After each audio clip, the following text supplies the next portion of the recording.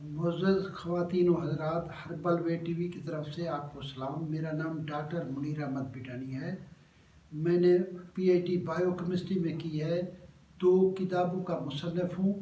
DHMS اور FTJ کیا ہوا ہے۔ میں نے 8 ممالک میں ہربل پہ لیکچر دیا ہے۔ اس کے علاوہ میری کتاب ایک نیچروپیتھی علاج بذریعہ کلونجی، دوسری ملٹی پیتھی ہے جس میں سبزیوں اور پھلوں کے ذریعے علاج کا طریقہ بتایا گیا ہے۔ میری دونوں کتابیں گورنمنٹ پنجاب نے سرکاری اداروں کے لیے منظور کی ہے۔ میں 8 ممالک میں ہربل میڈیسن پہ لیکچر دے کے آیا ہوں۔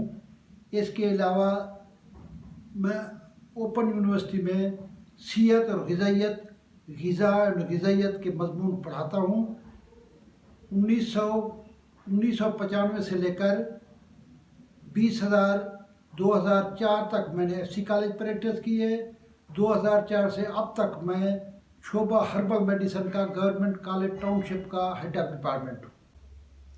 اللہ تعالیٰ نے جب انسان کو پیدا کیا تو اللہ تعالیٰ نے ان کے علاج کے لیے اس روئے زمین پر پودے پیدا کیے۔ ہر انسان کا علاج 80% پودوں سے کیا جاتا ہے۔ کوئی پیتھی ہو اس کے اندر پودے ہی علاج کے طور پہ استعمال ہوتے ہیں۔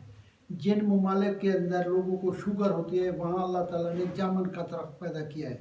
جن ممالک کے اندر لوگوں کو پیٹ میں کیڑے پائے جاتے ہیں تو ان ممالک میں اللہ تعالیٰ نے تما پیدا کیا۔